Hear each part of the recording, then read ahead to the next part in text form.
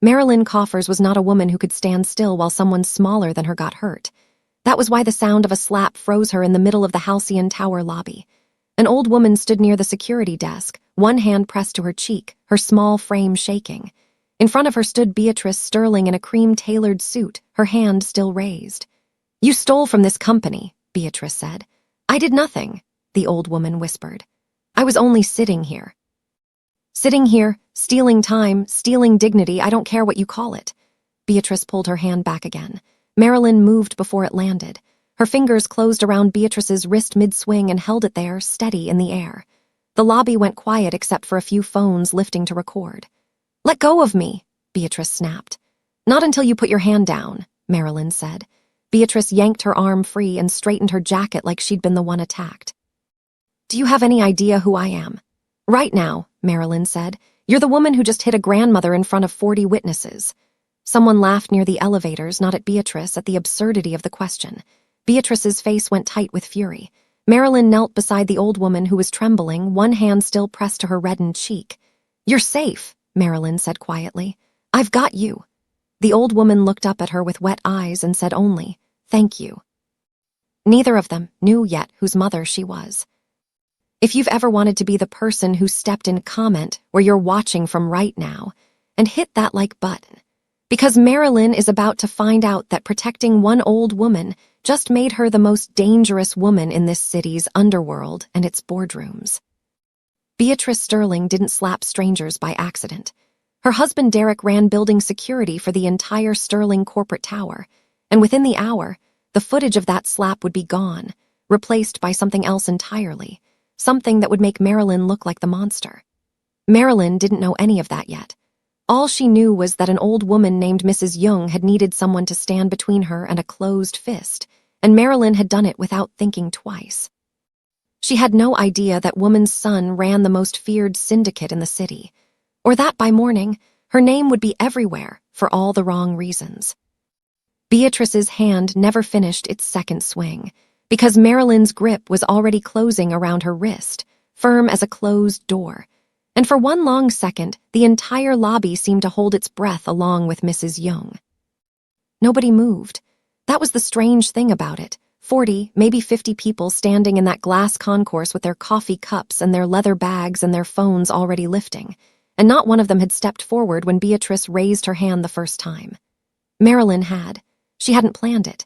She hadn't weighed the cost of it, the way she weighed everything else in her life. Every email, every meeting, every word she let leave her mouth in that building. Her body had simply moved, the way a body moves when it recognizes cruelty for what it is and refuses to let it finish its sentence. "Let go of me," Beatrice said, and there was something almost comic in how offended she sounded, like the injury being done to her was Marilyn's hand on her wrist and not the mark already rising on an old woman's cheek. "Lower your hand first," Marilyn said. Her voice didn't rise. She'd learned a long time ago that the moment you raised your voice to match someone like Beatrice, you'd already lost something, some ground, some authority, some piece of yourself you wouldn't get back. So she kept it level, kept it low, the way her mother used to talk to grown men who thought they could speak to her any kind of way in a corporate hallway at midnight. "Lower it, and then we can talk." Beatrice's face did something complicated, fury, and beneath the fury, something that looked almost like fear, though Marilyn wouldn't understand until much later what that fear was actually made of. "Do you have any idea who I am?" Beatrice said. "I know exactly who you are right now," Marilyn said. "You're the woman who just hit a grandmother in the middle of a lobby full of witnesses." A ripple went through the small crowd. Not outrage, not yet. Something closer to entertainment, the ugly kind, the kind that made men in $5,000 suits lift their phones a little higher instead of stepping forward. One of them laughed, actually laughed, a short bark of a sound, and pointed at Beatrice like this was a show being put on for his benefit. Marilyn felt that laugh land somewhere in her chest, sharp as a paper cut. She had spent 6 years in this building learning exactly how invisible a black woman could become in a room full of people who called themselves colleagues. She had never once expected that invisibility to extend to an 80-year-old woman, bleeding dignity onto marble tile, while grown men filmed it for sport. She knelt down instead of answering the laughter. That was the only answer it deserved. "Ma'am," she said gently, turning her back on Beatrice entirely now, which she understood was its own kind of danger. "You didn't turn your back on money like that, not really." But the old woman was trembling, one hand still pressed to her reddened cheek, and there are moments when a person's suffering outweighs your own caution. "My name is Marilyn. I'm not going to let anyone touch you again. Can you tell me your name?" The woman's eyes were wet, glassy with shock, but she found Marilyn's face and held onto it like a rope thrown into water. "Young," she said softly. "Mrs. Young." "Mrs. Young." Marilyn said it back to her slowly, the way you say a name you intend to remember. "You're safe. I've got you." And here was the thing Marilyn didn't know. The thing that sat quietly beneath that small exchange like a fuse laid and waiting. She had no idea, kneeling there on that cold marble floor with a stranger's trembling hand gripping her arm, that she had just spoken a name that half the men in expensive suits leaving this building at midnight would have gone pale to hear. She had no idea what forces moved in this city under the name Young, what silence it commanded in certain rooms, what fear it inspired in men who thought themselves untouchable. All she knew was an old woman needed someone, and she had shown up. Behind her, Beatrice had gone still, and it wasn't shame that stilled her. Marilyn would learn that later, too. It was calculation. Beatrice Sterling did not lose control in public without already knowing, somewhere in the cold, practiced part of her mind, exactly how she intended to win the story afterward. "She tried to steal from me," Beatrice said, loud enough now for the crowd, loud enough to be heard on the 15 phones already recording. "I saw her go into my bag." "I did nothing," Mrs. Young whispered, and her voice cracked on the word nothing in a way that made something in Marilyn's chest go tight and furious all over again. "It fell. It fell beside my chair. I only bent to pick it up." "You're lying," Beatrice said. "She's an old woman," Marilyn said, standing now, putting her body between Beatrice and Mrs. Young the way she'd once seen her own mother stand between a drunk supervisor and a terrified young janitor on a night shift 20 years ago. "Not a criminal. Look at her. Does she look like someone running a con in a lobby full of security cameras?" That was when Derek Sterling arrived, moving fast for a man in his 40s, his tie already loosened like he'd sprinted down from an upper floor the second someone called him. He didn't look at Mrs. Young. He didn't look at Marilyn either, not really. His eyes went straight to his wife, checking her over the way you'd check a piece of expensive furniture for scratches, and then, almost as an afterthought, to the small crowd of onlookers with their phones still raised. "Everyone needs to clear the lobby," Derek said, his voice carrying the particular authority of a man who signed other men's paychecks. 2 security guards appeared behind him, already moving people toward the elevators, already breaking up the little audience that had gathered like flies to something rotting. "Show's over. Back to your floors." But it was what Derek said next, low, meant only for the guard nearest him, that Marilyn caught, just barely, just a fragment carried on the recycled air of the lobby's ventilation system, and it would come back to her later like a splinter working its way to the surface of skin. Something about the main feed. Something about making sure nothing left this floor that hadn't been looked at first. She didn't understand it yet. She wouldn't understand it for days. But some old instinct, the one her mother had given her along with everything else, watch the men who clean up quickest. Baby, they're usually the ones with the most to hide, made her file it away. Mrs. Young's hand was still wrapped around her wrist, small and cold and shaking less now. "Thank you," the old woman whispered, so quiet it was almost lost beneath the sound of security radios and shuffling feet. "Thank you for seeing me." Marilyn looked down at her, at the fatting red mark on her cheek, at the fear still sitting behind her eyes even as the danger seemed to pass. And she felt something she couldn't yet name, not quite foreboding, not quite promise, just a certainty settling into her chest like a stone dropped into still water. Whatever this was, it wasn't finished. Beatrice Sterling did not look like a woman who had lost. She looked like a woman recalculating. Marilyn didn't know it yet, but somewhere above them, on a floor she'd never been cleared to enter, a phone was already ringing. A call placed not by security, not by legal, but by a woman on Beatrice's assistant staff who had one single instruction for moments exactly like this one. Whenever there's an incident in this lobby, call Mr. Young's people first, before anyone else finds out who his mother is. Marilyn helped Mrs. Young gather the last of her things from the floor: a compact mirror, a folded handkerchief, a small bottle of pills, and walked her gently toward the doors, unaware that she had just become the single most interesting problem in the city to a man she had never met, a man whose name alone could empty a room faster than any security guard ever could. She thought the danger was behind her. It hadn't even started. If what Beatrice Sterling did in that lobby made your blood boil, if you believe no amount of money should ever buy the right to humiliate someone weaker, then you hit subscribe right now. Because this fight is only getting started, and Marilyn is going to need every single one of you in her corner before it's over. And before we go any further into Marilyn's story, if tonight's episode stirred something in you, if you felt that ache in your chest watching an old woman get humiliated and a stranger refused to look away, I want you to sit with that feeling for one more second. Because there's a novel waiting for you that will hold you in that same place, chapter after chapter, and it won't let go. 2 unforgettable stories in one collection, one that will break your heart, and one that will heal it right back. Love. Loss, hope. The kind of journeys you don't just read, you live inside of. If you're watching this on your phone, the link is waiting for you in the description and pinned in the comments below. One tap and it's yours.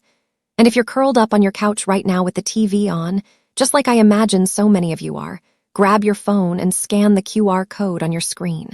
That's it. That's all it takes to bring these stories home tonight. The danger arrived the next morning disguised as an ordinary Tuesday, which was how Marilyn would come to understand real danger always arrived. Not with sirens, but with silence, the kind that let you walk straight into it before you understood what was closing around you.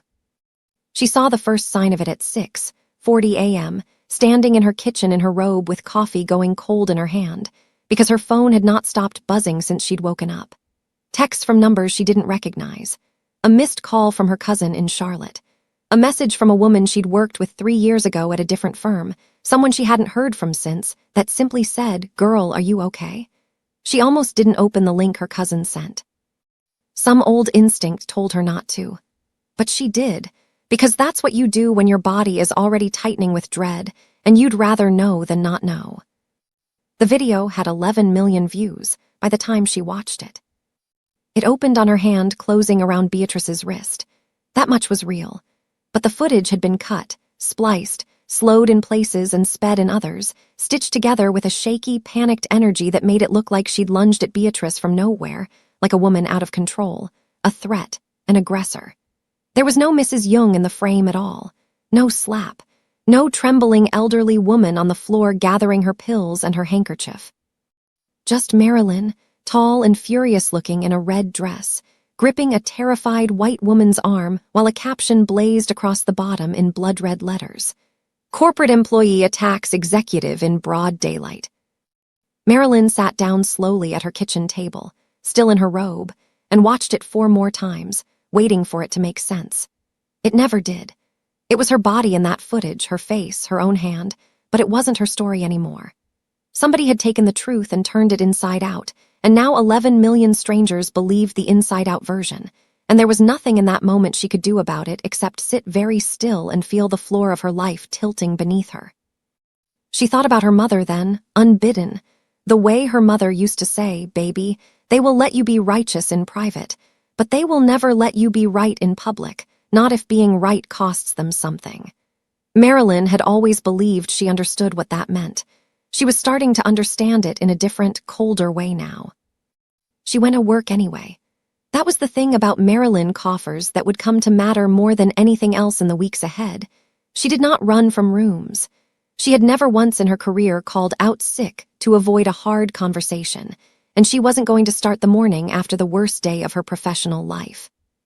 She dressed carefully, the way she always did, because looking put together was its own kind of armor, and she drove to the Sterling Tower with her hands steady on the wheel, even though her stomach had been in knots since sunrise. Her badge didn't work at the turnstile. She tried it twice, a third time before the security guard at the desk, not Leon, a different man, older, someone she'd said good morning to nearly every day for 6 years, wouldn't meet her eyes. "Ms. Coffers," he said, "I need you to wait here a moment," and something in the careful way he said it told her everything before HR even came down. The woman from HR was young, younger than Marilyn, and she carried a cardboard box like it was something that might bite her. Inside it were the things from Marilyn's desk, a framed photo of her mother, a small potted plant that had somehow survived 3 office moves, a mug that said "World's Okayest Employee" that her cousin had given her as a joke years ago. 6 years of a life reduced to a box, a stranger carried out to her because she wasn't allowed past the lobby anymore. "I'm sorry," the young woman said, and she did look sorry, which somehow made it worse. "There's a formal complaint. I can't really say more than that." "A complaint about what?" Marilyn asked, though she already knew, though she'd watched the answer 11 million times that morning already. The woman's eyes flicked toward the security desk, toward the men pretending not to listen, and she lowered her voice. "Assault," she said, "on Ms. Sterling." Marilyn stood there in the lobby she had walked into every morning for 6 years, holding a cardboard box that contained the small physical evidence of her entire professional life, and she felt something she rarely let herself feel in public, the hot, humiliating sting of tears gathering behind her eyes. She would not let them fall. Not here.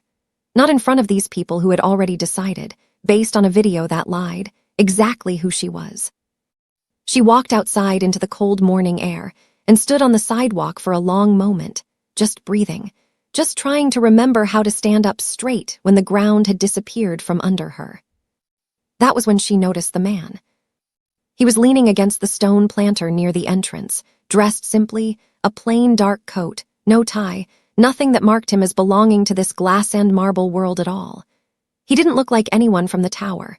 He looked, if anything, like someone who fixed things for a living, someone who worked with his hands. He was watching her with an expression she couldn't quite place, not pity exactly, something quieter. Something that looked almost like recognition, though she was certain she'd never seen him before in her life. "That video is a lie," he said when she finally looked at him. His voice was calm, low, careful in a way that made her instinctively wary.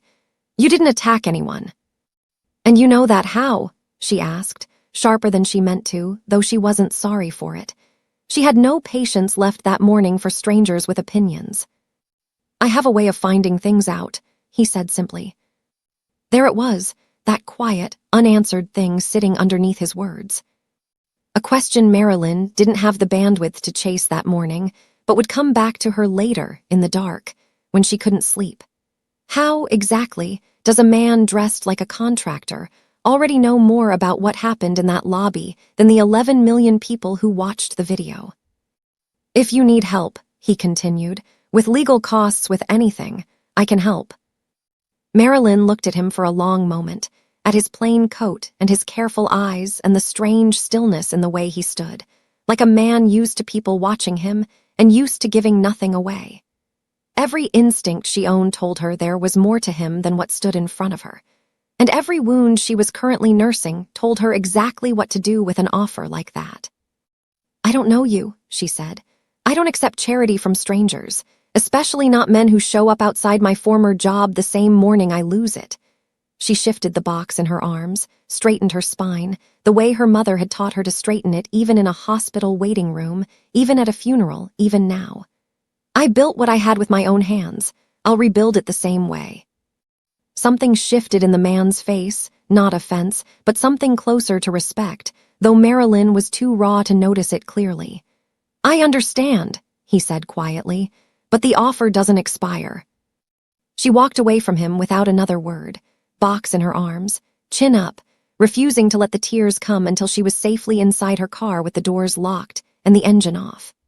Only then did she let herself cry, hard, silent, furious tears, the kind that came from a lifetime of proving yourself twice as hard for half the credit, only to watch it all get erased in 11 million clicks by people who would never bother to learn her name. She did not know, sitting in that car with mascara running down her face, that the man she just turned away had already picked up his phone the moment she was out of earshot. She did not hear him give an order to a voice on the other end, find out everything about Marilyn Coffers. He said, quiet and certain, "And keep my men off her street until I say otherwise." She did not know that the same stillness she'd mistaken for a stranger's awkward pity belonged to a man who could make entire floors of powerful people go silent with a single word.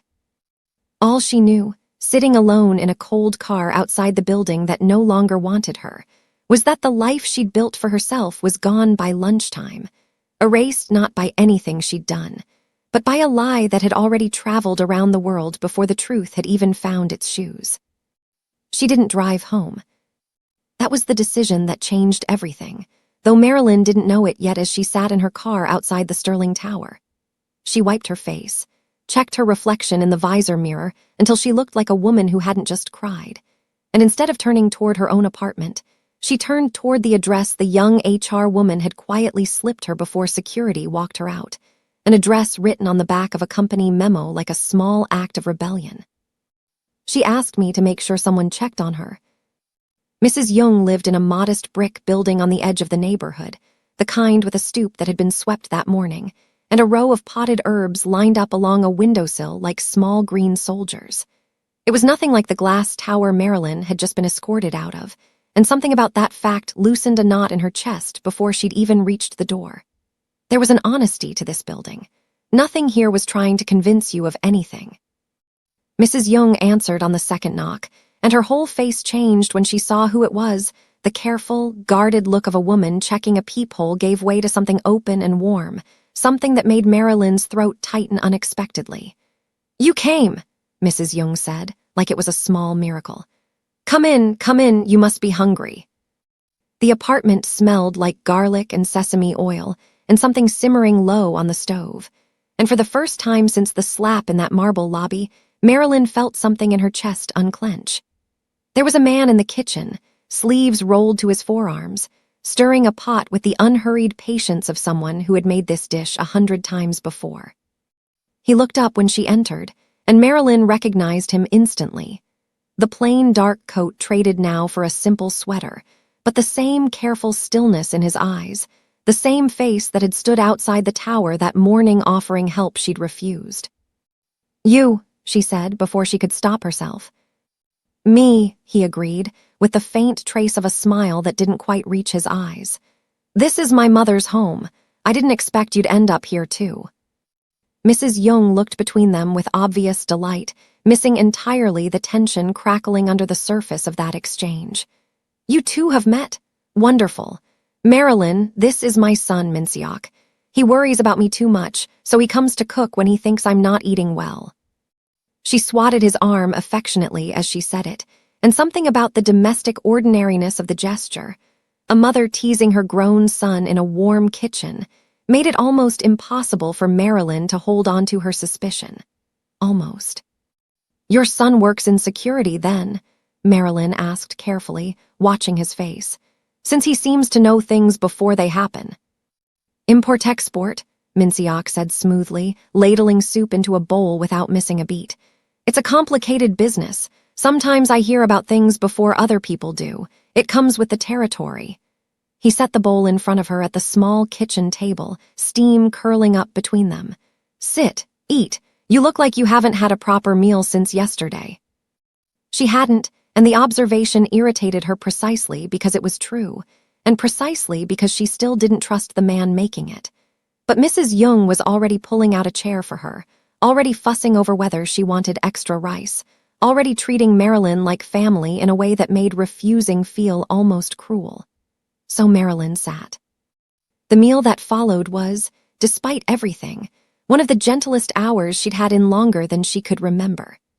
Mrs. Young told her about growing up in a small coastal town, about the noodle shop her own mother had run for 30 years, about raising Minseok alone after his father passed when the boy was barely 10. There was real pain in some of what she said. Marilyn recognized it instantly. The particular ache of a woman who had buried a husband and built a life from nothing anyway. But there was no self-pity in it, only the steady, matter-of-fact dignity of someone who had survived hard things and refused to let them define her. "They took my job today," Marilyn said at one point, not sure why she was confessing it to a woman she'd known less than 24 hours, except that Mrs. Young's kitchen seemed to invite the kind of honesty Marilyn rarely allowed herself. Edited a video. Made it look like I attacked Beatrice instead of the other way around. By the time I got to work this morning, my badge didn't even work anymore. Mrs. Young's face crumpled with genuine distress. She reached across the table and took Marilyn's hand in both of hers, small and warm and surprisingly strong. "This is my fault," she said. "If you had not stopped to help me." "No," Marilyn said it firmly, cutting her off before the thought could take root. "They took my job. They haven't taken my dignity. Those are two very different things, Mrs. Young, and I intend to keep the one that matters." Across the kitchen, Minseok had gone very still, watching Marilyn with an expression she couldn't quite name, something between admiration and calculation, though she was too tired to examine it closely. "My mother is right to worry," he said quietly. "But you're wrong to think this ends with a badge and a bad video. People like the Sterlings don't stop once. They escalate until someone makes them stop." "And you'd know that how?" Marilyn asked, echoing the same question she'd asked him outside the tower, still waiting for an answer that made sense. He didn't answer directly. He simply refilled her tea, unhurried, deliberate, the way a man moves when he's decided exactly how much of himself he's willing to show a room. "I work in import-export," he said again, softer this time, almost to himself. "I take care of heavy problems. It's simply what I do." It should have unsettled her more than it did. Later, lying awake, she would turn that sentence over and over, trying to understand why a man who imported and exported goods spoke about problems the way other men spoke about enemies. But in the moment, in the warmth of that small kitchen with Mrs. Young's hand still resting over hers, she let it go, because the alternative, pushing harder, demanding answers. Treating this gentle old woman's son like a suspect at her own dinner table felt like a betrayal of the only kindness she'd been shown all day. Her phone buzzed against the table and then buzzed again, insistent, and when she finally turned it face up, she felt the warmth of the evening drain out of her all at once. 6 missed calls from her neighbor. A text that made her stomach drop.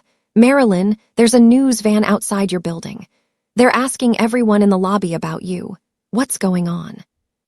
She stared at the screen, at the little blue bubble of her neighbor's panic, and felt the walls of Mrs. Young's warm kitchen tilt sideways around her. It wasn't enough that they'd taken her job. It wasn't enough that they'd erased 6 years of her professional life with a lie that traveled faster than any truth ever could. Now they were coming for her home, the one place in this entire city she was supposed to be safe, the place where her mother's photograph sat on the mantel and her name was on the lease, and nobody was supposed to be allowed to reach her. Mrs. Young saw her face change and gripped her hand tighter. "What is it? What's wrong?" "Reporters," Marilyn said, and her voice came out steadier than she felt, though just barely. "Outside my apartment, asking my neighbors questions about me." The kitchen went quiet.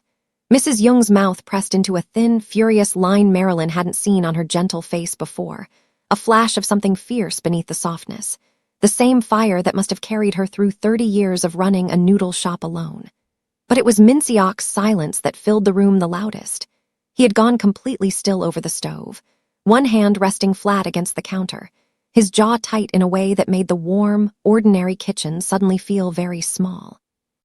"They will not stop at your job," he said finally, very quietly, not looking at either of them.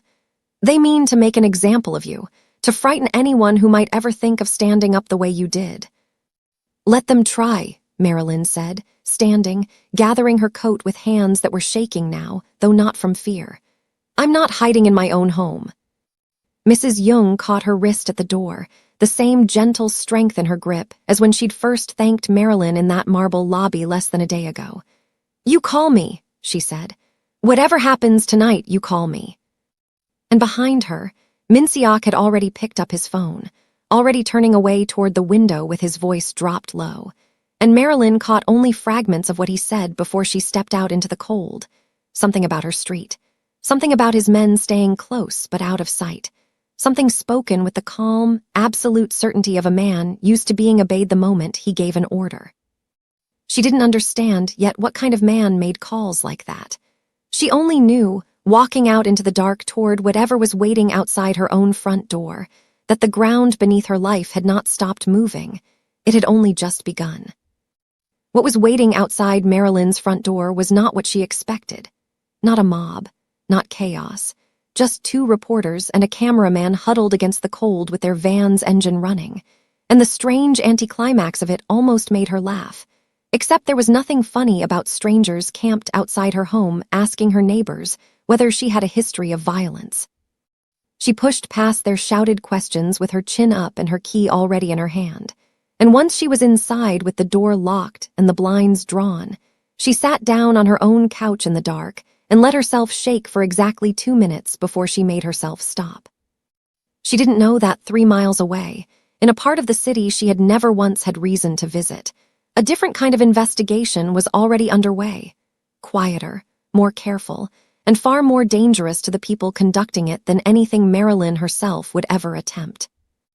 Leon Marsh had worked security at the Sterling Tower for 4 years, long enough to know every camera blind spot in the building, long enough to recognize every regular tenant by the sound of their footsteps before he ever saw their faces.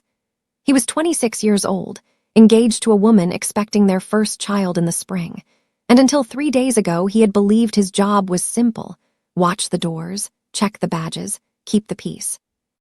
He had not understood, until Derek Sterling called him into a private office and closed the door behind them, just how much that job might one day cost him. "You were on shift," Derek had said, not a question. "Yes, sir." "You saw what happened in the lobby." Leon had learned, in 4 years of watching powerful people move through that building, exactly how to answer a question like that.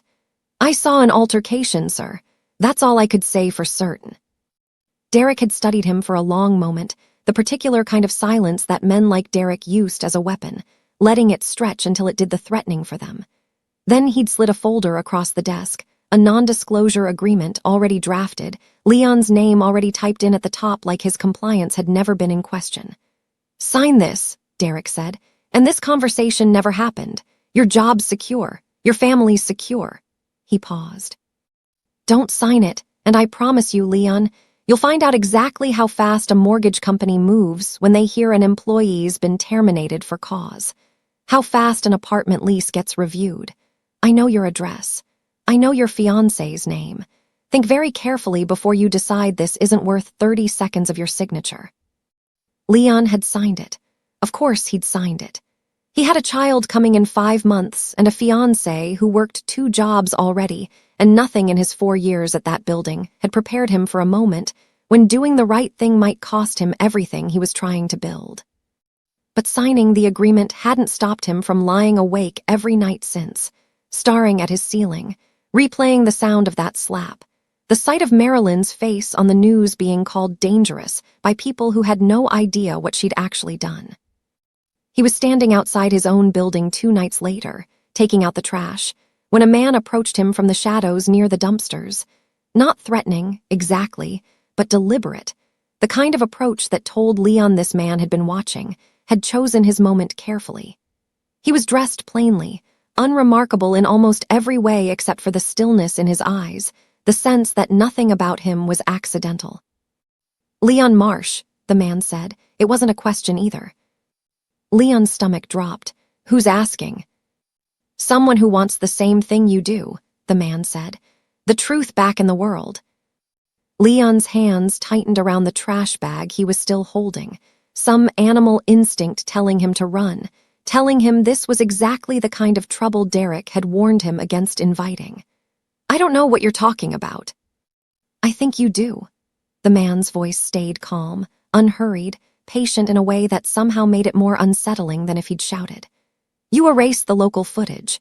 Derek Sterling made you do it, and he made you sign something to keep quiet about it. I'm not here to hurt you, Leon. I'm here because a woman lost her career for a crime she didn't commit, and I don't believe you want that weight sitting on your conscience for the rest of your life." Leon said nothing for a long moment, his breath fogging in the cold air, his mind racing through every possible way this conversation could end badly for him. But there was something underneath the man's calm that Leon recognized, not menace exactly, but certainty, the specific weight of someone who already knew far more than he was letting on. Finally, quietly, Leon said the thing he hadn't let himself say out loud in 3 days.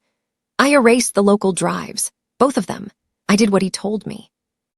But Leon glanced around the empty parking lot, lowered his voice even further, as if Derek Sterling himself might be listening from the shadows.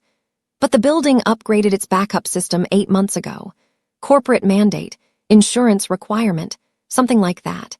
Everything gets mirrored automatically to an off-site cloud server the second it's recorded. Nobody in building security even has access to it anymore. Derek doesn't know it exists. I only know because I was there when the IT contractor installed it. He swallowed hard. The raw footage, all of it, unedited, it's still out there, in 4K. Something shifted in the stranger's face.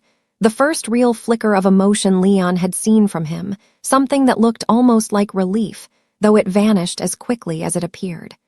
"Can you access it?" "No," Leon said immediately. "No, absolutely not. I don't have clearance, and even if I did, the second anyone pulls that file, it's going to trace straight back to whoever's login touched it. Derek finds out I even looked at that server, and it's not just my job on the line. It's everything. My apartment. My family." His voice cracked slightly on the last word, and Leon hated himself for it, hated how small this whole situation had made him feel. "I understand," the man said, and something in his tone made Leon believe he genuinely did. "I'm not asking you to touch it yourself." He held out a small card, plain, no name on it, just a phone number. "I have people who can retrieve it without ever putting your name anywhere near it. All I need from you is the name of the server system and the date it was installed. That's all. Nobody will ever know this conversation happened." Leon stared at the card in his hand for a long moment, feeling the weight of every possible consequence pressing down on him at once. His fiancée's face, the sonogram photo taped to their refrigerator, Derek's threat still ringing in his ears like something physical. But underneath all of it sat a different weight entirely, one he hadn't been able to shake since the night he'd erased that footage with his own hands. The memory of Marilyn Coffers kneeling on that marble floor beside a trembling old woman, gentle and unafraid, while the whole building laughed and filmed and did nothing. "Cloud Vault," Leon said quietly. "Installed in March. That's all I know. That's all I'm telling you." The man nodded once, tucked the information away without writing anything down, and turned to leave, disappearing back into the dark the same unhurried way he'd emerged from it. Leon stood alone in the cold parking lot for a long time afterward, his heart hammering, wondering if he just saved himself or destroyed everything he had left.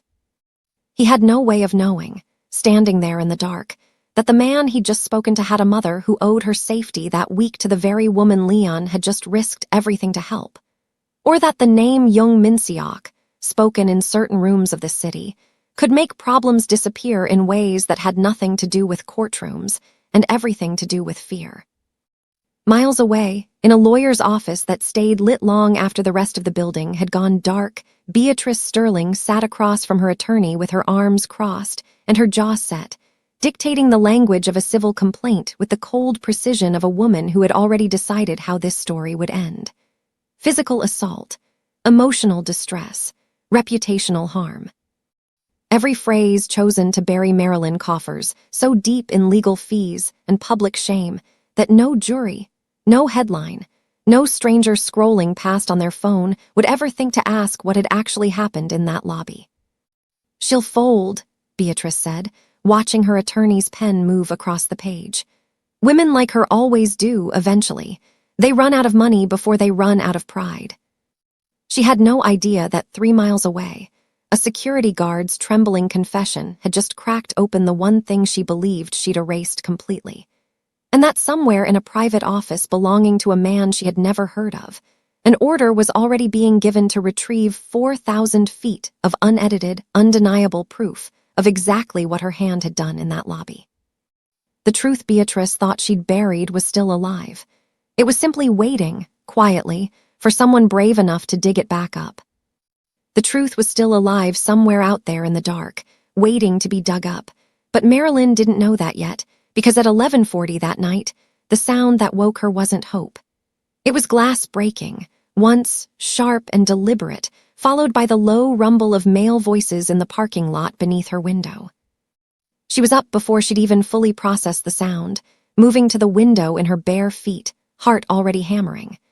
3 men stood in the courtyard below her building, and even in the dim glow of the security lights, she could see they weren't there by accident. One of them dragged a crowbar across the hood of her neighbor's car, slow, unhurried, like he wanted the sound to carry. Another was spray painting something across the brick wall by the mailboxes, letters too dark to read from this angle, but unmistakably meant for her. The third simply stood watching the building, watching her window specifically, as though he knew exactly which apartment was hers and wanted her to understand that he knew it. Her phone was already buzzing in her hand before she could decide what to do. A text, no name attached, just a photo of her own front door and 3 words beneath it. Sign the papers. She understood then, standing in the dark of her bedroom with her pulse roaring in her ears, that this was never going to stay a legal matter. Beatrice Sterling's lawsuit had been the polite version of this threat. This was the real one. Marilyn had grown up with a mother who worked graveyard shifts in buildings not unlike the one she'd just been fired from, a mother who had taught her, in the particular language of Black women who had survived things they never fully spoke of, that fear was allowed to visit you, but it was never, ever allowed to move in and take over the house.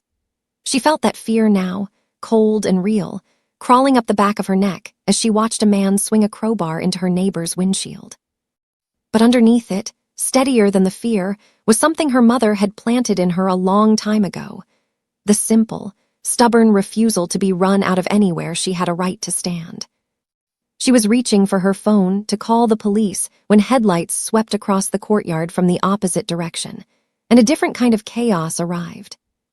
2 black SUVs pulled in fast, doors opening before the vehicles had even fully stopped, and 6 men in dark clothing moved out into the courtyard with a coordination that told Marilyn, even from 3 floors up, that these were not neighbors coming to help.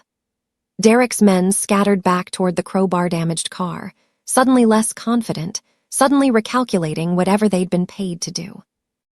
And standing at the center of the new arrivals, unhurried, his coat open despite the cold, was Minseok. Marilyn didn't remember deciding to run downstairs. She only remembered the cold concrete of the stairwell under her bare feet and the sound of her own breath, and then she was pushing through the front door of her building into a courtyard that had gone dangerously quiet, the kind of quiet that comes right before something breaks.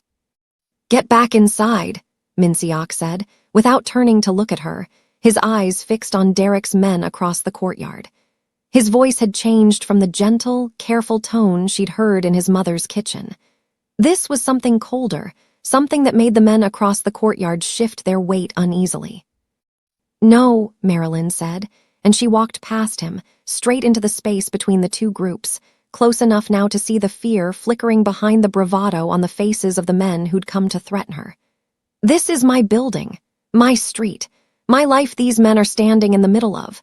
Nobody gets to decide how this ends except me." "Marilyn," Minseok's voice carried a warning now, low and tight. "Step back, you don't know what these men are capable of." "I know exactly what they're capable of," she said, not moving an inch, her voice steadier than she felt. "I just watched one of them take a crowbar to my neighbor's car, but I also know what happens if this turns into whatever you're about to let it turn into." She finally looked at him directly, and something in her expression made even his practiced stillness falter slightly. "Put your men away. This isn't a gang war.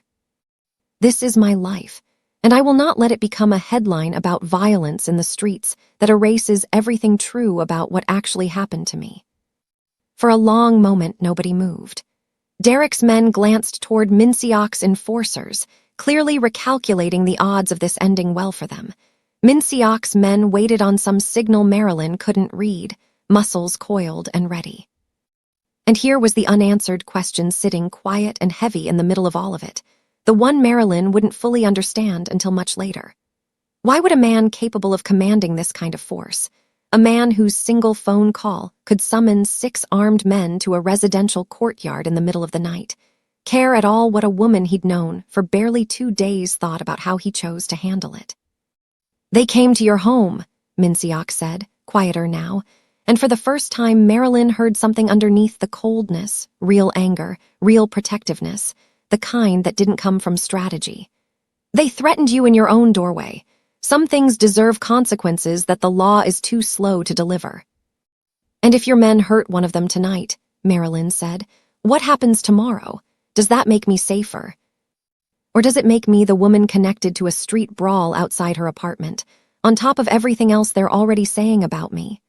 She shook her head, and something in her voice cracked slightly, not from weakness, but from the sheer exhaustion of holding herself together for 3 straight days. I fight with the law. That's the only weapon I trust not to turn around and destroy me too. The silence that followed stretched long enough that even Derek's men seemed to sense something shifting, some current running beneath the standoff that had nothing to do with them anymore. Finally, Minseok raised one hand, barely more than a small gesture, and his men stepped back in perfect unison, the coiled tension draining out of the courtyard all at once. Derek's men didn't wait for a second invitation. They were back in their van and pulling away within moments, tires screeching against wet asphalt, leaving behind only a shattered windshield and wet paint still gleaming under the streetlight. Minseok stood very still after they'd gone, watching Marilyn with an expression she'd never seen on him before, something between disbelief and reluctant respect. "Do you understand?" he said slowly. "How rare it is for anyone to tell me no and mean it." "I don't say things I don't mean," Marilyn said, wrapping her arms around herself against the cold now that the adrenaline was beginning to ebb, leaving her shaking in its wake. "Not even to men who could probably make my problems disappear a lot faster than the law ever will." He looked at her for a long moment, and something in his face shifted, not quite a smile, but close to it, the expression of a man recalculating an entire strategy in real time. "For the first time in 10 years, he said quietly, almost to himself, "someone told me no, and I find I don't hate it as much as I expected to." Marilyn didn't answer that. She was too busy staring at the wet paint on the brick wall behind him, finally close enough to read what Derek's men had left there in the dark. 3 words, dripping red against pale brick, meant to be the last thing she saw before she gave up and signed whatever papers they'd wanted from her. She read them twice before the meaning fully landed, and when it did, the cold that moved through her had nothing to do with the night air at all. If you believe a woman like Marilyn deserves to fight her battles with dignity instead of fear, if you're ready to watch every single one of the Sterling's dirty tricks fall apart in that boardroom, hit subscribe right now, because this is the moment their empire starts cracking, and you do not want to miss a second of what happens next. And if tonight's chapter reminded you what it feels like to root for someone with your whole chest, to feel that fire when a woman refuses to back down even when the whole world is against her, there's a novel waiting for you that will give you that same feeling from the very first page. 2 unforgettable stories, one collection, made for the woman who's lived enough to know what real strength looks like.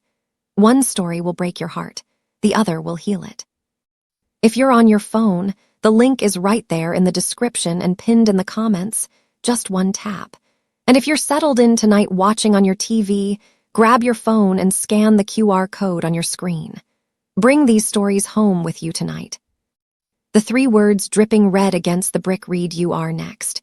And Marilyn stood frozen in that courtyard for a long moment, the cold finally catching up to her all at once, because there was something about seeing her own mortality spelled out in wet paint that no amount of composure could fully absorb.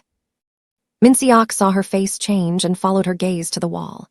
His jaw tightened, and for a moment Marilyn thought the fragile peace they just negotiated might collapse right there in the courtyard, might send him reaching for his phone and calling his men back before they'd even reached the end of the block. But he didn't. He simply stood beside her, close enough that she could feel the tension radiating off him like heat, and said nothing at all, which somehow steadied her more than any promise could have. "I'm not signing anything," she said finally, more to herself than to him. "Threats don't change what's true, they just tell you how scared someone is of the truth getting out." She went inside that night, bolted every lock she owned, and did not sleep. But somewhere in the gray hours before dawn, sitting at her kitchen table with a legal pad and a cold cup of tea, something shifted in her. The fear didn't disappear, but it stopped being the loudest voice in the room. In its place came something more useful. A plan. She called Leon the next afternoon. She'd gotten his number from Mrs. Young, who'd gotten it from her son, who'd gotten it from wherever men like Minseok got the things they needed. Marilyn didn't ask questions about that chain. She simply dialed, and when Leon's voice came through hesitant and guarded, she understood immediately that she was talking to a man carrying something heavy that he badly wanted to put down. "I know what you did," she said, careful not to make it sound like an accusation. "I know Derek made you erase the footage.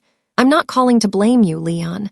I'm calling because I think you're tired of carrying this alone, and I think you know, somewhere underneath the fear, that silence is going to cost you more than the truth will." There was a long pause on the line, long enough that Marilyn wondered if he'd hung up. Then, quietly, "If I talk, I lose everything, my apartment, my job. Derek made that very clear." "You'll lose your apartment either way if this drags on and Derek decides you're a liability anyway," Marilyn said gently. "The only difference is whether you lose it while protecting a lie or while standing on the right side of the truth." She let that sit for a moment before continuing. "I have a contact at a civil rights foundation downtown. They provide legal protection for whistleblowers, housing assistance, job placement, representation, all of it, free of charge, no strings. If you come forward, you won't be doing it alone, and you won't be doing it broke." Another silence, different this time, not fear, but calculation, the sound of a man weighing a life he was tired of living against a risk he'd been too afraid to take. "My fiancé's due in 5 months, Leon said finally, his voice cracking slightly on the word due. "I can't put her through losing everything." "I understand," Marilyn said, and she meant it, because she understood better than most people exactly what it cost to stand up when everything told you to sit down and stay quiet. "But what kind of world are you bringing that baby into if the people who could have stopped this decided it was easier to stay silent? A quiet guard lives longer, Leon, but a brave one lives free. And I think, somewhere in you, you already know which one you want to be for your child." The line went quiet for so long Marilyn thought she'd lost him entirely. Then, in a voice steadier than she'd heard from him yet, Leon said, "Tell me who to call." Across town, in a part of the city where deals got made in back rooms instead of boardrooms, a different kind of conversation was unfolding. One Marilyn wouldn't learn the details of for days, though its consequences would land in her lap soon enough. Beatrice Sterling had grown impatient. Her civil suit was moving too slowly for her taste, and the video's momentum was already beginning to fade from the news cycle the way scandal always did, replaced within days by some newer outrage. She needed something more permanent, something that would bury Marilyn so completely there'd be no digging her back out. And so she had reached, quietly, toward a contact she'd cultivated for exactly this kind of emergency, a mid-level police captain who had, over the years, developed an expensive taste for things his salary shouldn't have been able to afford. The envelope she handed him in the parking garage that night was thick, the kind of thick that didn't need counting to understand its weight. "I need Marilyn Coffer's assault complaint prioritized," Beatrice said, her voice clipped and businesslike, as though she were negotiating a vendor contract rather than a man's conscience. "I need an arrest before the board hearing next week. Can you make that happen?" What Beatrice didn't know, what she couldn't have known, standing in that dim garage congratulating herself on a problem about to be solved, was that the man watching from the shadowed stairwell above had been tracking this particular captain's financial records for the better part of 2 days, ever since Minseok had put out a quiet, patient request to people who specialized in exactly this kind of digging. Bank transfers. Property purchases that didn't match a public servant's income. A pattern stretching back years, invisible to anyone who wasn't specifically looking for it, but glaringly obvious to anyone who was. Minseok didn't need to see the envelope change hands to know what he'd just witnessed. He'd already known, days before this meeting, exactly what kind of man the captain was, the kind who took care of heavy problems. To borrow the phrase Minseok himself had once used at his mother's dinner table, except this captain's version of taking care of problems ran in the opposite direction of justice entirely. By the time Beatrice's taillights disappeared out of the garage, Minseok already had photographs, timestamps, and account numbers that would make any competent investigator's morning very interesting indeed. Every bribe leaves a digital footprint, he thought, watching the empty garage settle back into silence. Beatrice Sterling had spent her whole life believing money could erase consequences. She had never once imagined that the money itself might be the thing that finally exposed her. 3 days later, Marilyn sat at her kitchen table surrounded by paper witness statements. Financial documents Minseok had delivered to her through channels she'd stopped questioning, and a growing folder of evidence that, piece by piece, was rebuilding the truth Beatrice had tried so hard to erase. Leon's formal statement sat at the top of the stack, notarized now, protected now, a document that no longer trembled the way Leon's voice had trembled on the phone days earlier. Beside it sat records of the bribery attempt, proof that a police captain had accepted money to fabricate an arrest, evidence that would unravel not just Beatrice's civil suit, but potentially her entire legal strategy. An emergency board hearing had been called for the following morning. Sterling's own shareholders, unnerved by the mounting controversy and falling stock price, demanding answers before the situation cost them more than money. It was, Marilyn understood, the first real crack in the wall the Sterlings had built around themselves. Not a courtroom, not a slow-moving lawsuit. A room full of powerful people who cared far more about their own bottom line than about protecting Beatrice's cruelty, and who would, if given the right evidence at the right moment, turn on her without hesitation. She looked up at Minseok, who stood at her kitchen counter reviewing the same documents with the focused calm of a man who had waited a long time for this particular reckoning. "Tomorrow morning," she said quietly, feeling something steady and fierce settling into her chest for the first time in days. "We strip away their suits." He looked up at her, and there was something in his expression she hadn't seen from him before, not the careful stillness of a man hiding who he really was, but something closer to genuine partnership. Two people who had found, against every likelihood, a shared line neither of them was willing to cross. "Are you ready for what happens after?" he asked. "Once this evidence goes public, there's no controlling how the Sterlings respond. Cornered people are the most dangerous kind." Marilyn closed the folder in front of her, squared it neatly on the table, and looked at him with the same unshakable calm that had stopped a slap in midair 6 days earlier, and stopped 6 armed men from turning her courtyard into a war zone 2 nights ago. "I've been ready since the moment I grabbed her wrist," she said. "The only question now is whether they're ready for what's coming for them." She didn't know yet, sitting in that kitchen with the evidence finally assembled and the hearing only hours away, that Beatrice Sterling had already learned about the bribery investigation, and that a woman with nothing left to lose was, at that very moment, deciding just how far she was willing to go to make sure tomorrow's hearing never happened at all.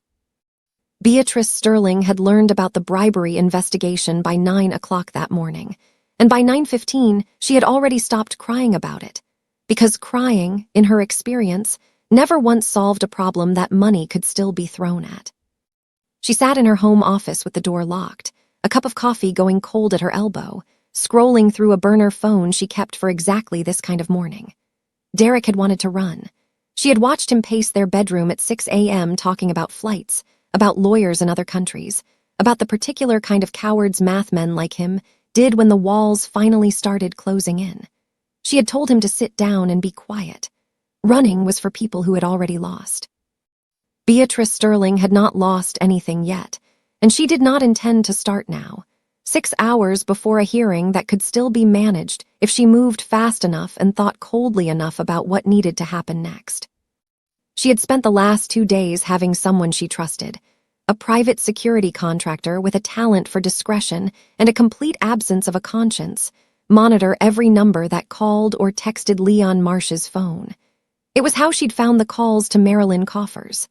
3 of them, all within the same week, each one longer than the last. It was how she knew, with the specific certainty of a woman who had built an empire on knowing things before other people did, that Leon had talked, that the footage existed somewhere it shouldn't, and that the ground beneath her family's name was already cracking in places she couldn't see. She could not undo a leaked video. She could not unring the bell of a bribery investigation already crawling through a captain's bank records. But she could still control one thing, one lever left within reach, and it was the oldest lever there was. She could make sure that by the time anyone believed a word Marilyn Coffers said, Marilyn Coffers herself was somewhere nobody would think to listen. 500,000, she said quietly into the burner phone, watching her own reflection in the dark window glass, in stolen jewelry. Recovered, obviously, from wherever it needs to be recovered from. I want it done by noon. There was a pause on the other end, the kind of pause a person takes when even they understand they're crossing into something that doesn't come back. And the warrant. Captain Reyes still has friends, Beatrice said. Even under investigation, a man doesn't lose every favor he's owed overnight. Have someone else file it. A clean name. Someone with no connection to any of this. She closed her eyes for one long second, and if there was any hesitation left in her at all, it lived and died in that single breath. Check the bottom drawer of her dresser. You'll find the necklace and everything else waiting for you. All you have to do is make the call. Marilyn was still at her kitchen table when it happened, still half lost in the quiet, unfamiliar relief of a morning that had gone right for once. The folder of evidence squared neatly in front of her, and a cup of coffee cooling in her hand, while Minseok reviewed the last of the financial documents beside her.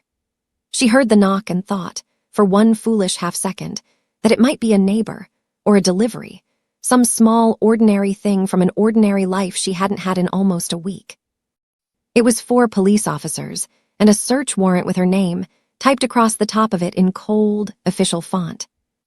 Marilyn Coffers.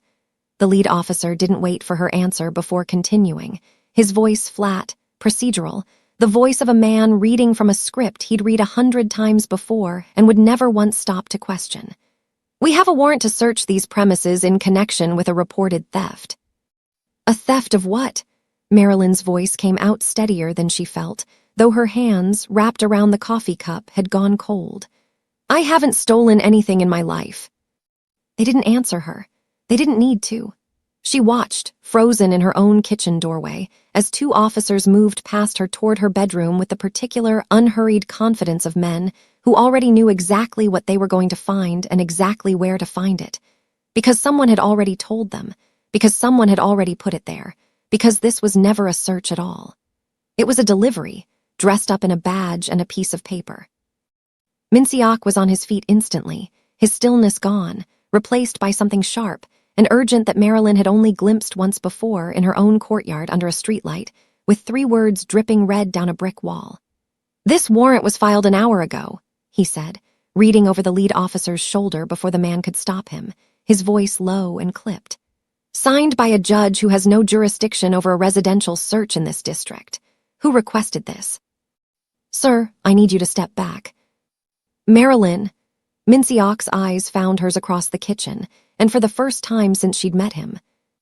She saw real fear in them, not for himself, never for himself, but for her, plain and unguarded and impossible to mistake for anything else. Don't say anything, not one word, until I get you a lawyer in that room with you. She didn't have time to answer him. From the bedroom came the sound she would replay for the rest of her life in the quiet hours when sleep wouldn't come. A small, triumphant exclamation. The particular satisfaction of a man finding exactly what he'd been sent to find. He came back into the kitchen holding a small velvet box, and when he opened it, the diamonds inside caught the morning light and threw it back in cold, glittering fragments across the ceiling.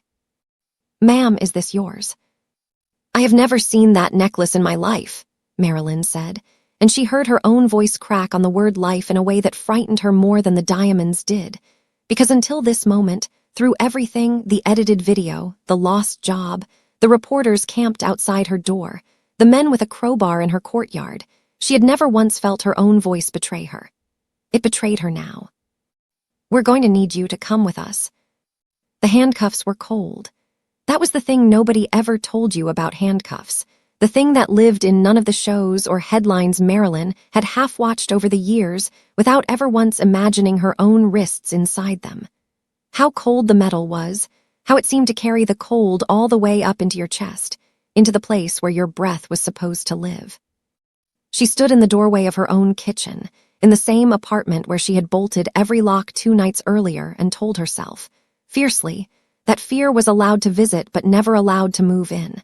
And she felt that fear now attempting exactly that, pulling up a chair, settling in, making itself at home in a place it had no right to be.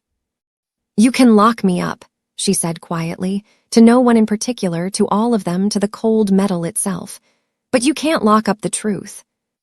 Minseok moved to follow her out, and for one dangerous second Marilyn thought he might do something reckless, something that would undo, in a single moment of fury, every careful step they'd taken toward the light in the last 6 days. But he didn't. He simply pulled out his phone, his voice dropping into that low, absolute register she'd heard once before in a courtyard at midnight, the voice of a man used to being obeyed the instant he spoke.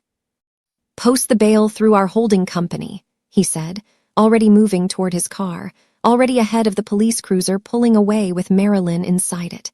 "Now, I don't care what it costs. I want her out before that shareholder meeting starts, not after."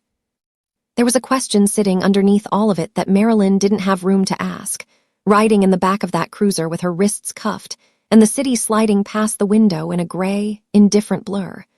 A question that would come back to her later, in the quiet of a holding cell, turning it over the way she'd turned over so many things in the last 6 days. Someone had known exactly which drawer to search.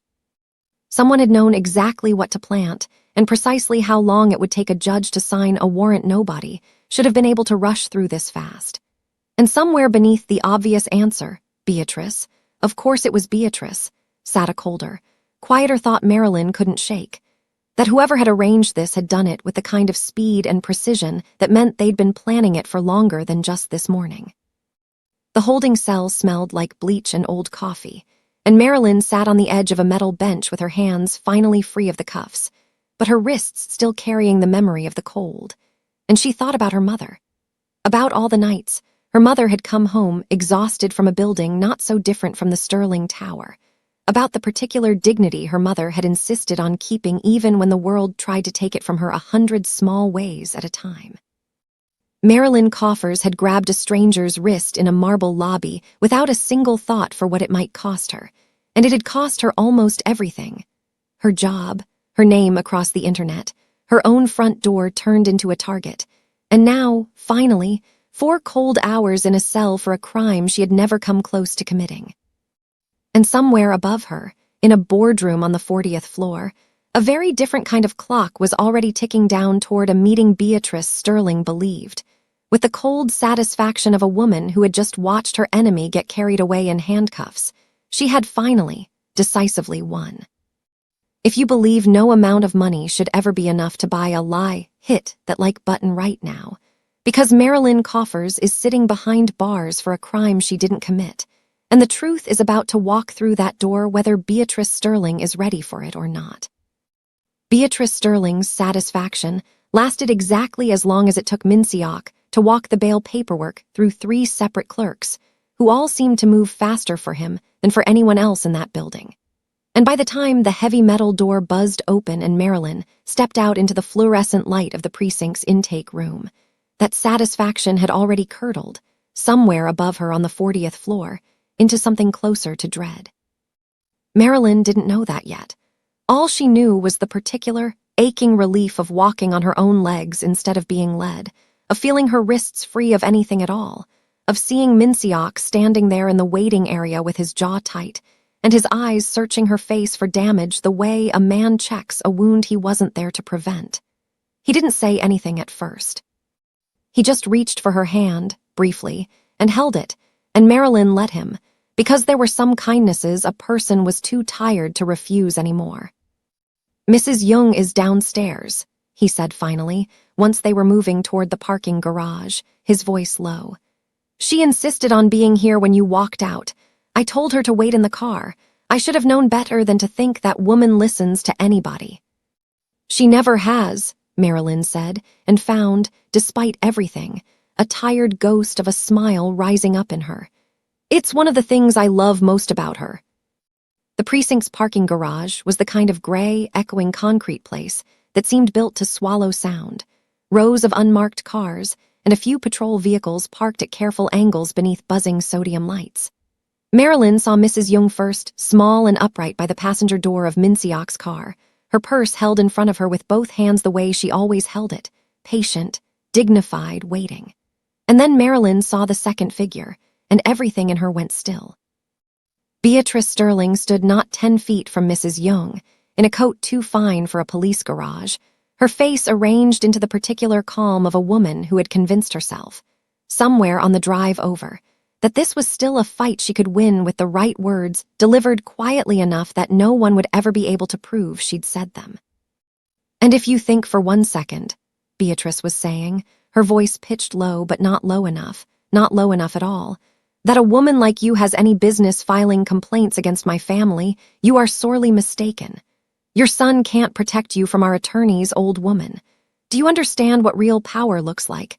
It doesn't look like 6 men standing in a courtyard at midnight. It looks like this. It looks like making sure that every single complaint you've ever filed disappears before it reaches a judge's desk. The same way your little friend's job disappeared. The same way her freedom is about to disappear if you don't get in that car right now and tell your son to withdraw every piece of evidence he thinks he has. Mrs. Young's chin lifted, small and unshaken. I am not afraid of you. You should be, Beatrice said, and took 1 step closer, close enough now that Marilyn's whole body went cold with the memory of another lobby, another raised hand, another old woman refusing to flinch. Because I have buried better women than you, and I will bury you too, quietly, the way I bury everything that gets in my way. Marilyn moved before she'd finished the thought of moving, the same way she had 6 days earlier, her body simply refusing to wait for permission. But it was Minseok's hand on her arm, firm and sudden, that stopped her from crossing the last 10 feet at a run. Wait, he said, so quiet it was almost lost in the garage's concrete echo. Look. Parked at an angle just behind Beatrice, close enough to catch every word, sat a patrol cruiser with its dashcam light glowing a small, steady red, recording, the way every cruiser in that garage recorded. The way it had likely been recording since long before Beatrice ever stepped out of her own car, and decided this was a conversation worth having in a place full of cameras. Marilyn felt something settle in her chest, cold and clear and almost frightening in how calm it made her. She thought, unbidden, of her mother again, of a lesson learned young and never once forgotten, that the people who thought themselves untouchable were always, eventually, the ones who forgot they were being watched. Beatrice Sterling had spent a week erasing footage, planting evidence, buying silence from men in uniform. And here, in a garage full of exactly the kind of official eyes she should have feared most, she had simply walked in and started talking. Ms. Sterling, Marilyn's voice carried across the concrete, steady, unhurried, the same level tone she'd used the first day she'd ever spoken to this woman. Say that again. Beatrice turned, and for one unguarded second, the kind of second that told Marilyn everything about how thin the composure had worn, something like real fear crossed her face before the mask slid back into place. This doesn't concern you. It concerns me completely, Marilyn said, walking closer now, unafraid, Minseok a half-step behind her and Mrs. Young straightening at her side like a woman finally allowed to stand her full height. You just threatened a 78-year-old woman in a police parking garage. Look directly into that dash cam and repeat what you just said. Go ahead, since you seem so sure of what real power looks like. Beatrice's eyes flicked, for the first time, toward the cruiser behind her, toward the small, patient red light that had been recording the entire time, that would keep recording no matter how fast she tried to talk her way backward out of what she'd already said. Her mouth opened, closed. Nothing came out. For a woman who had built her entire life on always having the last word, the silence that followed was its own kind of confession.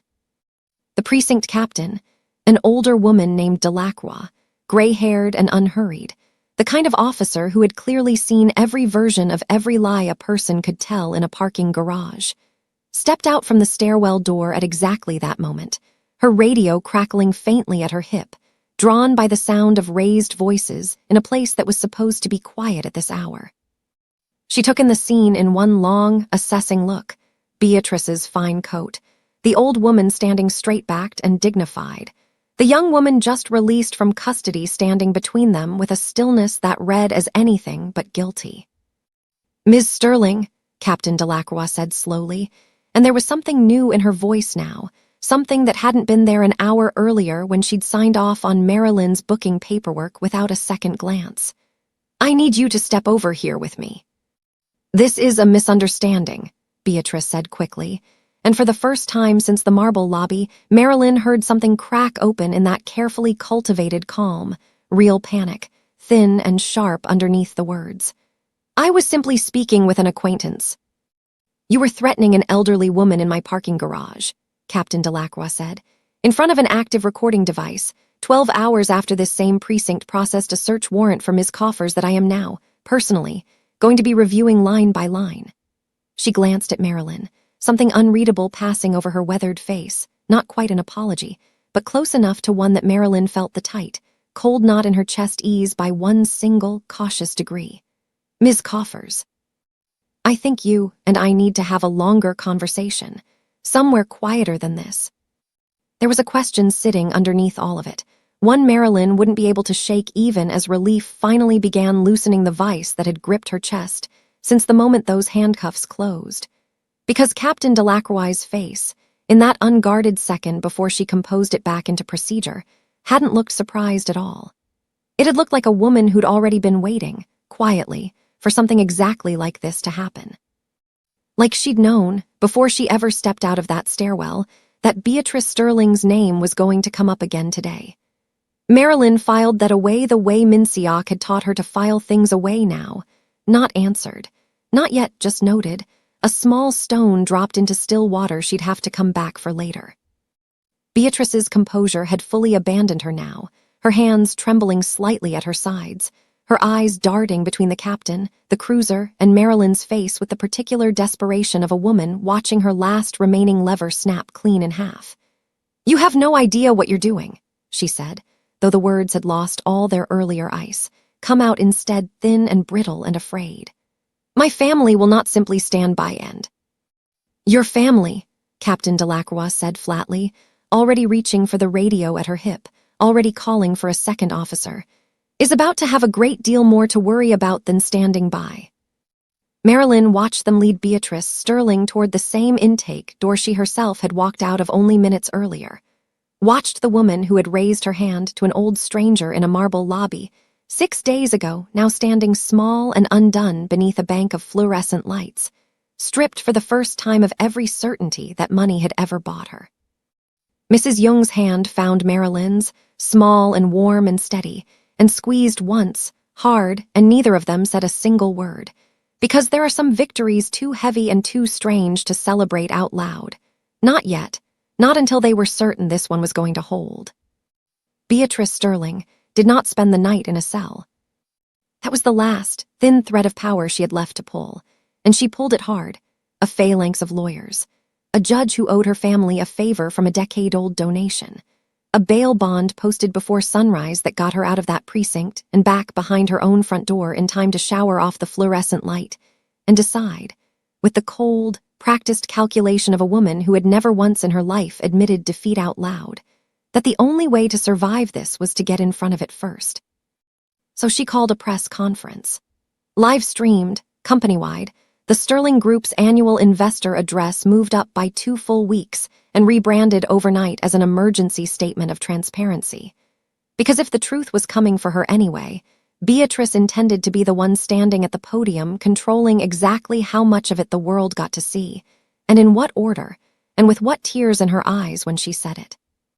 The auditorium at Sterling Tower held 400 people that morning, folding chairs packed shoulder to shoulder with shareholders, board members, journalists with their cameras already rolling, every screen in the building tuned to the same feed. Beatrice stood at the podium in a soft gray suit chosen for exactly the impression it gave. A woman wronged. A woman gracious enough to address her critics directly. A woman who had clearly rehearsed the tremor in her own voice until it sounded like grief instead of performance. "I want to address the video that has circulated online," she said, her hands folded in front of her, her eyes finding the camera with practiced sincerity. "What you saw was a moment taken out of context, during an extraordinarily difficult week, involving an employee whose conduct toward me was far more troubling than any edited clip could show. I am not here to villainize anyone. I am here because I believe deeply in accountability, and I intend to hold myself to that same standard." It was, Marilyn would think later, a genuinely masterful performance. If she hadn't spent the last 6 days watching this same woman raise her hand to Mrs. Young, threaten a whistleblower's family, plant stolen diamonds in a stranger's dresser drawer, and stand in a police garage promising to bury an old woman quietly, if she hadn't lived every single hour of what that gracious, gray-suited apology was built to erase. She might almost have believed it herself. She walked in through the back of the auditorium instead of the front, because the front had a metal detector and a guest list, and Min Seok had learned, over the last week, that some doors were better entered the way you'd enter a room you already owned.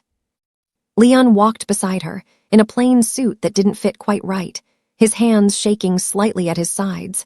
Not from fear this time, Marilyn understood, but from something closer to the relief of a man finally standing in the light instead of hiding from it. Min Seok walked a half-step behind them both, a slim drive in his jacket pocket, 4,000 feet of raw, unedited 4K footage that had traveled from an off-site server through more careful hands than Marilyn had ever bothered to ask about. Heads turned as they moved down the side aisle. Whispers rippled outward the way whispers do in a room that size, 400 people recognizing, almost in unison, the woman whose face had been smeared across the internet for a week as a violent aggressor, now walking calmly toward the stage where her accuser stood mid-apology. Beatrice saw her too. Her voice didn't falter, not at first. She was too well-trained for that, but something tightened at the corners of her eyes, some small crack in the composed grief she'd built the whole speech around. "And while I understand the public's frustration," Beatrice continued, her eyes flicking once, briefly, toward security near the side doors, "I want to be clear that this company does not tolerate." "Turn on the main screen," Marilyn said. Her voice wasn't loud. It didn't need to be. The room had gone quiet enough, in the strange, electric way rooms go quiet when everyone senses something is about to happen that they'll be telling people about for years, that even a level voice carried all the way to the back row. "Let the world see the real tape." Beatrice's composure held for exactly one more second. "Security, please escort." "I'm not asking your security," Marilyn said, climbing the 2 steps onto the stage now, unhurried, the same unhurried certainty she'd carried into a lobby 6 days earlier when a slap first froze the air around her. "I'm asking the board's technology director, who is sitting in the 3rd row, and who received a subpoena an hour ago requiring him to preserve and present any footage relevant to an active criminal investigation. Isn't that right?" A man in the 3rd row, pale, half-risen from his chair already, gave a small, helpless nod. "That isn't an altered video," Marilyn said, turning back to Beatrice, and for the first time in this entire ordeal, she let something into her voice that she'd been holding back for days, not anger exactly, but the full, unhidden weight of everything this woman had cost her. "That's your own server backup, the one Derek didn't know existed. The one your husband made a security guard erase under threat to his family, not realizing the building's insurance policy had already mirrored everything to an off-site cloud the moment it was recorded. It's been sitting there this whole time, Beatrice, waiting." The screen behind them flickered once, and then the auditorium's massive display filled with a frame the world had already seen 100 times in its edited, weaponized form. Except this time there was no splicing, no shaky panic, no blood-red caption twisting the truth inside out. This time it played exactly as it had happened. Beatrice's hand rising, falling, the crack of it against Mrs. Young's cheek unmistakable and unedited. Derek standing off to the side with a phone already in his hand, laughing. Actually laughing. A short, ugly sound that the room's speakers carried out into 400 stunned faces, before Marilyn's hand closed around Beatrice's wrist and held it steady in the air. Nobody in that auditorium moved. Somewhere in the 3rd row, a woman gasped audibly, and the sound seemed to break something loose in the rest of the room, a wave of murmurs rising and then falling silent again as the footage kept playing, merciless and complete, 4,000 feet of a truth Beatrice had spent a week and a fortune trying to erase. There was a question sitting quietly beneath all of it, one Marilyn hadn't had time to ask yet, and wouldn't have the answer to for days. How long, exactly, had Derek known about that off-site backup before Leon told anyone the truth? And why, if he'd suspected it existed, had he never once tried to have it wiped from the source instead of simply hopping nobody would look? Beatrice stood frozen at the podium, watching her own hand strike an old woman on a screen the size of a wall, watching 400 people watch it with her, and for the first time since Marilyn had met her, there was nowhere left for that composure to go. It didn't crack slowly this time. It simply collapsed, all at once, the way a dam gives after it's already been failing quietly for days. "Turn it off," Beatrice said, but her voice had lost every ounce of the authority it carried 30 seconds earlier. "Turn it off. This is a fabrication. This has been."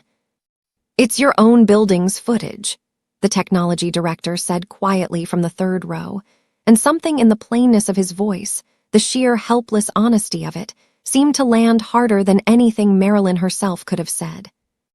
The side doors of the auditorium opened, and 4 officers walked in without hurry, without theater, Captain Delacroix among them, her eyes finding Marilyn's for one brief, steady second before moving on to the stage. "Beatrice Sterling," she said, and the words carried clean through a room gone utterly silent.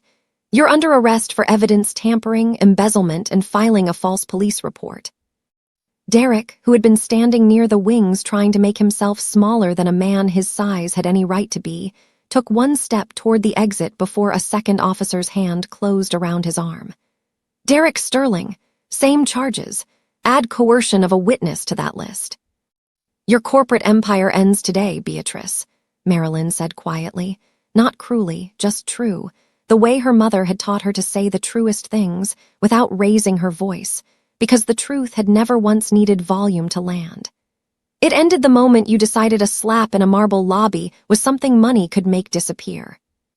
They led Beatrice out through the same side doors the officers had entered, past 400 silent faces, past a wall of screens still looping the footage that would be everywhere by nightfall, past Mrs. Young, who had been allowed to sit quietly in the front row this whole time, and who watched the woman who'd struck her go by without a word, without triumph, only the steady, unshaken dignity of a woman who had never once needed to raise her hand to prove she was worth respecting.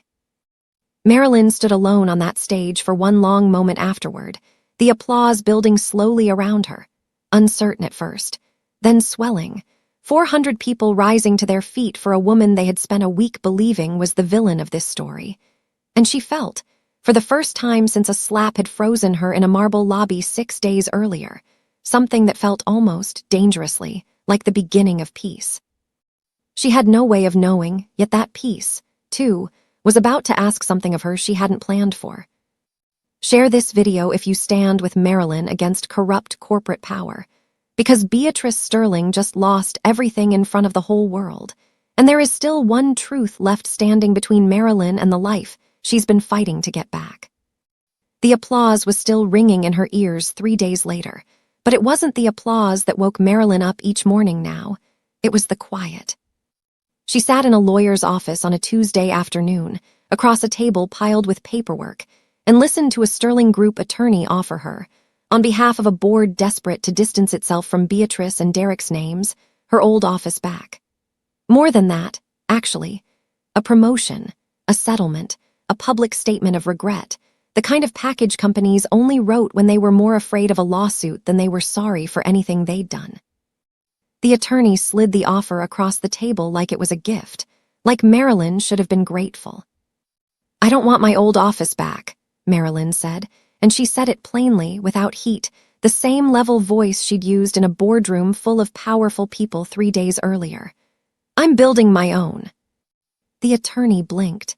"I'm not sure you understand what we're offering."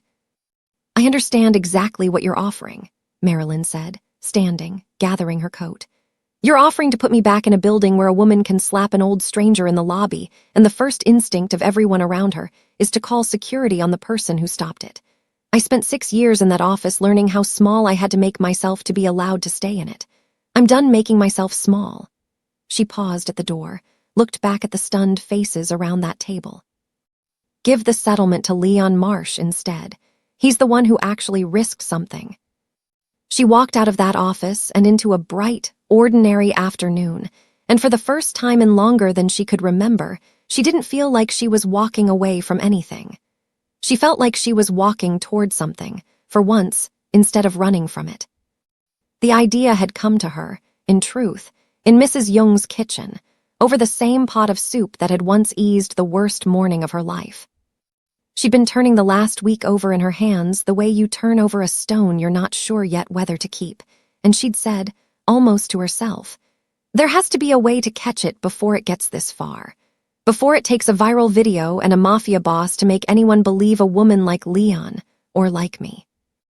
Mrs. Young had gone very still over the stove, the particular stillness of a woman who had lived through hard things and recognized, instantly, when someone else was about to try turning their own hard thing into something useful. "Then build it," Mrs. Young had said simply. "You have the fire for it. I have 30 years of knowing which promises from powerful people are worth trusting and which ones are dressed-up lies. Between the two of us, that is not nothing." So they built it. Not overnight. Nothing worth having ever came overnight. Marilyn's mother had taught her that long before any of this started. But steadily, over the following weeks, in borrowed conference rooms and Mrs. Young's kitchen table, and eventually a small storefront office 2 blocks from the noodle shop where Mrs. Young's mother had once fed a whole neighborhood.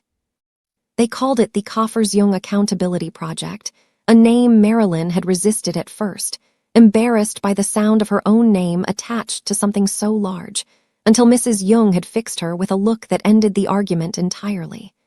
"You will not spend the rest of your life hiding your own name," she'd said. "Not after everything it has already survived." The organization ran on something Marilyn insisted on from the very first meeting, something she'd learned the hard way, watching money move through envelopes in parking garages and captains' bank accounts. Every dollar in, every dollar out, published openly, quarterly, for anyone to see. No boardroom, no closed-door lawsuits, no captain slipping cash into a coat pocket where a camera couldn't find it. Community grants for legal defense, for whistleblowers like Leon who had nowhere else to turn, for elderly tenants and low-wage workers who'd learned, the way Mrs. Young had learned, that being small and quiet in the city could cost you everything if nobody stood between you and the people with the money to make you disappear. Transparent, Marilyn told every reporter who asked, every donor who wondered aloud whether an organization born out of a viral scandal could actually last. That's the whole point. You can't build trust on the same silence that almost buried me. There was a question underneath all of it that Marilyn hadn't let herself ask out loud yet. Not even to Mrs. Young, not even in the quiet of her own apartment at night. Whether an organization built on the ashes of one woman's worst week could survive past the news cycle that had made it possible. Once the cameras moved on to the next scandal, and the donations that came easy in outrage grew harder to find in the ordinary, unglamorous work of keeping a promise going. She didn't have an answer yet. She only had the stubborn, steady intention to find out. Minsiok came to the storefront office the week it opened, not with security trailing behind him, not with the careful stillness of a man used to being obeyed the second he walked into a room, but alone, in a plain coat, carrying 2 cups of coffee the way he had the morning of the board hearing. He set one down in front of her without a word and looked around at the half-unpacked boxes, the donated folding chairs, the hand-lettered signs still drying on the front window. "You could have taken the money," he said. "Any of it, mine included. I offered it to you the very first morning we met, and you turned me down flat, and I've been wondering ever since whether you were ever going to change your mind." "I haven't," Marilyn said, though there was no sharpness in it now, only the tired, honest warmth of 2 people who had earned the right to speak plainly to each other. "I don't want your money, Minsiok. I never did." "I know." He looked down at his coffee, and something in his face shifted, not the calculated stillness she'd first met outside a tower 6 weeks ago, but something rower, something that looked, for the first time, like a man choosing his next words very carefully because he actually cared how they landed. "That's why I stepped back from the business. All of it. The syndicate, the men in the courtyard, the phone calls that used to move a city block's worth of fear just by making them. I handed the operations to people I trust, and I kept only what's legal, the import company, the real one, the one my mother always wished was the only thing I did." He met her eyes then, steady, unguarded in a way she'd never seen from him. "You proved something to me I didn't think I still believed. That power doesn't have to be corrupt to be real. I watched you take down an empire with a folder of evidence and the truth, and I realized I'd spent 10 years building the wrong kind of strength entirely." Marilyn set her coffee down slowly, feeling something in her chest loosen that she hadn't fully realized she'd been holding tight since the first morning he'd offered her help outside that tower and she'd turned him away, certain then that a man like him could only ever complicate a life she was trying to rebuild honestly. "That's not a small thing to walk away from," she said quietly. "No," he agreed, "but it's the first clean thing I've built in 10 years.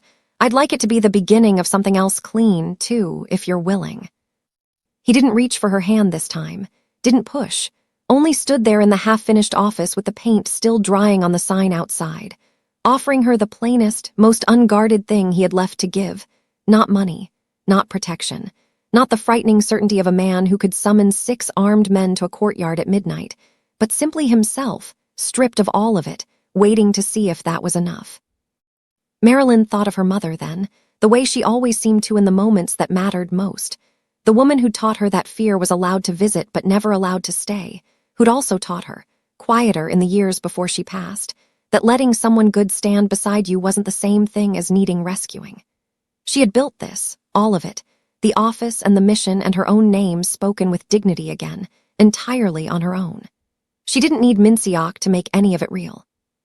But she found, standing there in the afternoon light with 2 cups of coffee going cold between them, that she wanted him there anyway. Not because she needed saving. Because for the first time since a slap had frozen her in a marble lobby 7 weeks ago, she had found someone willing to stand beside her instead of trying to stand in front of her. And that, she was slowly learning, was its own rare and worthy thing. "This is the beginning of something clean," she said softly, and reached for his hand herself this time, steady, certain on her own terms. "Let's see what we build with it." Outside the window, the hand-lettered sign had finally dried, and the late afternoon sun caught it just right. The Koffersjung Accountability Project, in plain black letters, no gold trim, no marble lobby, nothing borrowed from anyone else's idea of power. Just a name and a promise, and 2 people who had both, in their own ways, finally chosen the harder, truer kind of strength. Hit that notification bell so you don't miss what's coming next, because there's still a mafia boss's past waiting to catch up with the empire he just walked away from. And if this story moved you even half as much as it moved us to tell it, that same fire, that same refusal to stay quiet in the face of cruelty, is exactly what's waiting for you inside 2 more unforgettable novels made for a woman who's lived enough to know what real strength costs. One will break your heart. The other will heal it whole. If you're ready to feel every bit of what Marilyn felt tonight, scan the code on your screen or find the link waiting in the description. Because some stories deserve to come home with you, and this is one of them.